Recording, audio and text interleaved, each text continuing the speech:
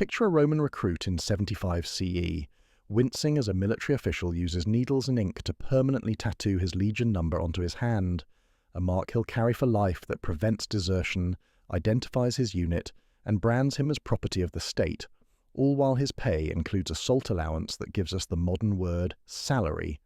So, sit back, grab a cup of tea, and get ready to explore how Roman soldiers were permanently tattooed with their legion numbers to prevent desertion. Discover why the word salary literally comes from salt rations distributed to troops. Understand how military tattoos marked men for life as property of the state, and learn what Roman military control, salt economics, soldier identification, and the permanent marks that turned free men into branded warriors reveals about the empire's systematic approach to managing its most valuable and dangerous resource: armed men. The Roman military machine required unprecedented control over its soldiers. Unlike most ancient armies that assembled for campaigns and dispersed afterward, Rome maintained standing legions for decades or centuries, men enlisted for 20 or 25 years of service, spending their entire adult lives under military discipline. This created an obvious problem. How do you prevent trained, armed men from simply walking away when conditions become unbearable, or when tempting alternatives present themselves? Rome's solution was brutally simple: mark them permanently so they could never hide their military status. The practice was called stigma, from which we get our English word with all its negative connotations. A stigma was a tattoo, but more specifically, it was a mark of ownership or identification, forcibly applied to bodies slaves bore stigmata identifying their masters. Criminals were marked with their crimes, and soldiers, despite being free Roman citizens entitled to rights and protections, were tattooed with their unit identifications. The practice began sometime in the late Republic, became standard under Augustus's military reforms, and continued throughout the imperial period. Every legionary bore his legion's mark, literally written on his flesh. The tattooing process itself was painful and deliberate. Military officials, using bronze or iron needles, would puncture the skin repeatedly to create letters and numbers. Common placements were the hands or forearms, visible locations that couldn't easily be hidden. Some soldiers were marked on their faces, though this seems to have been reserved for problem troops or specific units. The ink, made from soot and various substances, was rubbed into the fresh punctures, creating permanent marks that would last the soldier's lifetime. What exactly was tattooed varied by period and legion. At minimum, a soldier received his legion number: leg X for the 10th legion, leg 3 for the 3rd, and so on. More elaborate markings might include cohort number, century designation, the reigning emperor's name, or recruitment year. These marks created a permanent record of military service, literally writing a soldier's military biography onto his body. For a veteran, these marks might be sources of pride, visible testimony to years of service. For deserters, they were inescapable evidence of their crime. The prevention of desertion was the primary practical function of military tattoos. Desertion represented a constant threat to Roman military effectiveness. Harsh conditions, brutal discipline, dangerous campaigns, homesickness, and the lure of civilian life all tempted soldiers to abandon service. The penalty for desertion was death if caught, but catching deserters required identifying them. A man who claimed to be a merchant or farmer might be lying, but a man with leg 7 tattooed on his hand couldn't hide his military status. Bounty hunters and military police actively sought deserters, checking hands and faces for telltale marks. Provincial governors were required to report tattooed men who couldn't prove legitimate discharge. Innkeepers and merchants who harboured known deserters faced prosecution. The system of identification and enforcement made desertion far riskier than it would otherwise be. The tattoo turned every civilian into a potential informant who could recognise military marks. But tattoos serve purposes beyond desertion prevention. They created unit identity and cohesion. Soldiers bearing the same marks belonged to the same military family, bound by more than mere assignment.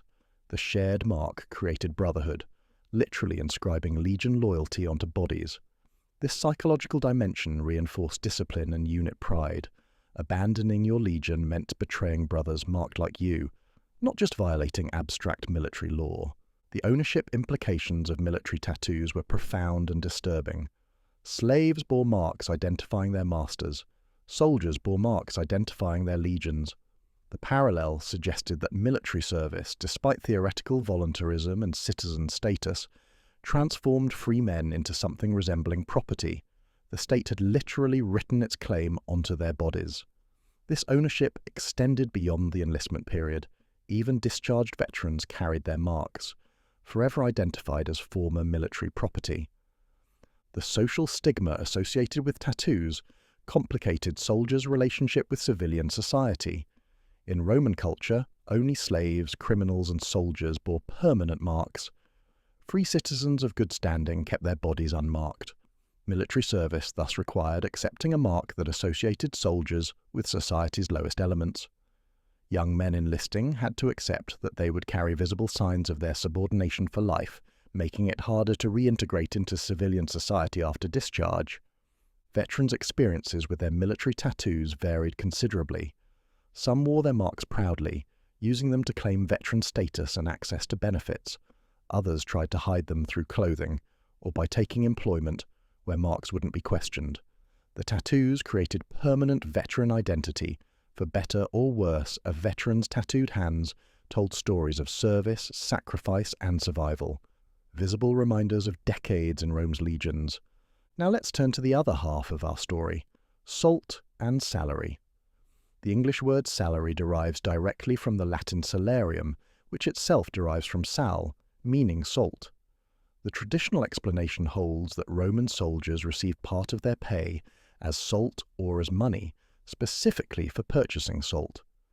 While the exact mechanics remain debated by scholars, the linguistic connection is indisputable. Understanding why salt warranted this connection to military pay requires understanding salt's crucial role in both military logistics and broader Roman economy. Salt wasn't merely a condiment in the ancient world, it was essential technology for food preservation. Before refrigeration, salting was the primary method for keeping meat and fish from spoiling. Military campaigns required preserved food. Armies couldn't rely on fresh supplies when operating far from supply lines. Salted pork, fish, and other preserved rations filled legionary packs and camp warehouses. Without adequate salt, food rotted, soldiers starved, and campaigns failed. Salt wasn't a luxury, but a strategic military necessity. The quantity of salt required by Roman legions was staggering. A legion of 5,000 men operating on campaign needed tons of salt, annually for food preservation alone. Add salt used for seasoning, for treating leather, for various medical purposes, and the amounts become astronomical. Ensuring steady salt supplies to legions across the empire, from Britain to Syria, from the Rhine to the Sahara, required sophisticated logistics comparable to modern military supply chains. Roman military quartermasters managed complex salt distribution systems. Salt convoys traveled protected routes, particularly the Via Salaria, the Salt Road, that brought salt from coastal saltworks to Rome and beyond military depots, stockpiled salt, treating it with the same security as weapons or gold. Quality control mattered. Degraded salt wouldn't preserve food effectively. The administrative machinery managing salt supply rivaled that managing any other aspect of military operations. The salarium, whether paid in actual salt, in money designated for salt purchase, or as an allowance calculated based on salt costs, represented recognition of salt's importance. Soldiers needed salt rations to preserve their own food, especially when on campaign where central kitchens didn't operate. The salarium might also cover purchasing preserved foods already salted. Alternatively, it might simply be a component of pay calculated to include salt costs, with soldiers spending it as they wished. The scholarly debate over salarium's precise meaning reveals gaps in our knowledge. No surviving Roman military pay record explicitly states X amount of salt, or Y denarii for salt purchases. What we have are references to salarium in legal and literary texts that assume readers know what it means. Frustrating for modern scholars trying to reconstruct exact practices. The most probable interpretation holds that salarium was a pay component specifically covering salt and preserved food costs, whether distributed as actual salt or as monetary equivalent. The economics of Roman salt production and distribution shaped empire-wide trade patterns. Coastal areas produced salt through evaporating seawater in shallow pans. A technique still used today, inland sources included salt mines and brine springs. Different sources produced different salt qualities. Fine salt for table use commanded higher prices than coarse salt for bulk preservation. The military's massive demand influenced where salt works were built and how production was organized. Salt taxation provided significant revenue for the Roman state. The government often monopolized salt production or imposed heavy taxes on private producers. This revenue stream paralleled the salt distributed to soldiers. The state taxed civilians salt while providing salt to military. The economics created interesting dynamics. Soldiers receiving tax-free salt had advantages over civilians buying tax salt. This military privilege reinforced the benefits of service. Salt shortages could trigger military crises. Legions without adequate salt faced food spoilage, reducing effective rations and causing hunger. Historical accounts record mutinies sparked by inadequate provisions, with salt shortages mentioned among grievances. Generals who failed to secure salt supplies risked losing control of their armies. Strategic planning had to account for salt availability along campaign routes and in winter quarters. The salt routes that supplied Roman military became major trade arteries. The Via Salaria originally carried salt from Ostia's salt works inland to Rome and the Sabine territories. As Rome's military expanded, additional salt roads developed throughout the empire. These routes, protected and maintained for military salt transport, benefited civilian commerce as well. The infrastructure created for military logistics served broader economic development. The interplay between military tattoos and salt pay reveals Roman systematic thinking about soldier management. Both practices addressed fundamental problems, desertion and logistics, through permanent solutions. Tattoos created permanent identification. Salt systems created reliable supply chains. Together, they exemplified Roman administrative genius, solving complex problems through straightforward, if sometimes brutal, methods. The religious and cultural dimensions of tattooing complicated soldiers' experiences. Traditional Roman religion didn't prohibit tattoos, but aristocratic culture viewed body marking as servile and degrading. Soldiers from respectable families faced tension between military requirements and class expectations. Some families whose sons joined legions saw the mandatory tattooing as shameful, a visible sign that military service reduced free citizens to marked subordinates. Christianity's arrival created new complications. Christian theology emphasized the body as temple of the Holy Spirit, making permanent modifications problematic. Some church fathers specifically condemned tattooing as pagan mutilation, yet Christian men continued joining legions, accepting marks despite theological qualms. The conflict never fully resolved. Christian soldiers bore military marks while seeking spiritual reassurance that physical marks didn't affect spiritual status. Constantine's conversion and creation of a Christian Roman army brought these tensions to the fore. How could Christian soldiers bear marks associated with pagan armies? Some Christian soldiers added crosses to their military tattoos, attempting to Christianize the practice. Others sought exemptions, though military necessity generally overrode religious objections. The compromise, like many Roman Christian accommodations, satisfied no one completely but allowed both military effectiveness and Christian conscience to coexist. Post-service life with military tattoos created ongoing challenges. Veterans seeking employment faced potential discrimination from employers who viewed tattooed men as criminal or servile. Yet veterans also leveraged their marks, using them to claim veteran benefits, access veteran colonies, or establish credibility with other veterans. The marks that restricted also enabled, creating complex identities where military services costs and benefits were literally written on bodies. The modern legacy of Roman military tattoos appears in unexpected places. The word stigma retains negative connotations from its origins in forced marking military identification systems, from dog tags to biometrics, descend from Roman precedents for tracking soldiers. Even modern military tattoo culture, where soldiers voluntarily mark themselves with unit identifications, echoes ancient practices. though with crucial difference of consent. The salary connection proves even more pervasive. Nearly every modern language that encountered Latin has adopted salary, or its derivatives. We speak of salaries, salaries, salaires, without remembering that we're invoking Roman soldiers' salt rations. The words survival, when so many Latin military terms disappeared, testifies to how fundamental the concept became. Salt for work evolved into money for work, but the linguistic fossil remains. Understanding Roman military tattoos and salt pay together reveals systematic approaches to military management that characterized Roman imperial success. They identified problems, desertion and logistics, and implemented solutions that, while crude by modern standards, effectively addressed real needs. The solutions' harshness, permanent body marking, resource-intensive supply chains, reflected the stakes. Rome's military superiority rested partly on such systematic problem-solving. The human cost of these systems deserves acknowledgement.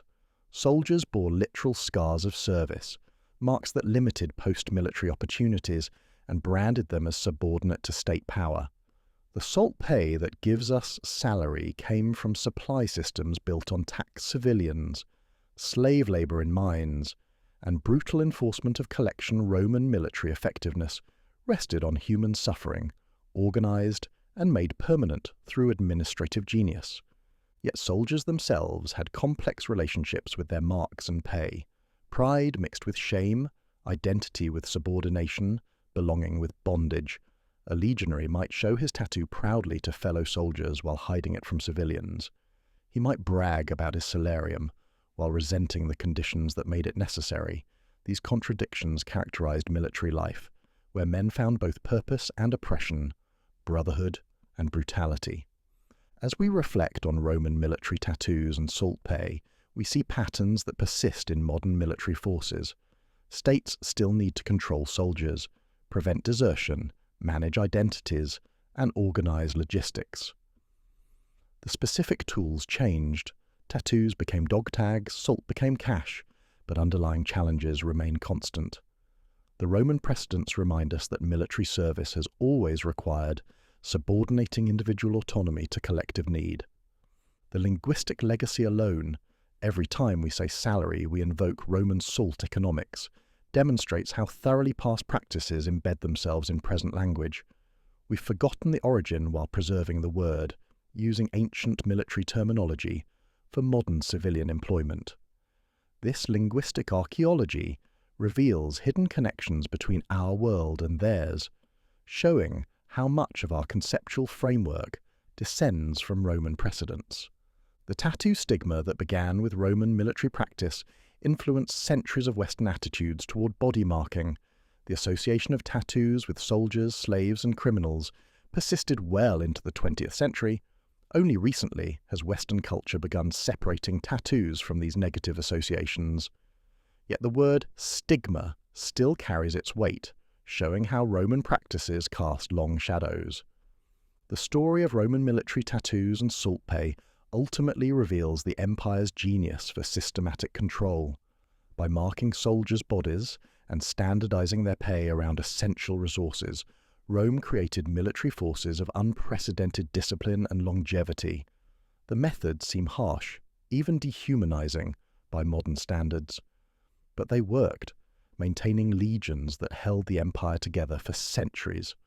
In understanding these practices, we understand both Roman greatness and Roman cruelty, the price of imperial power measured in marked flesh and salted rations.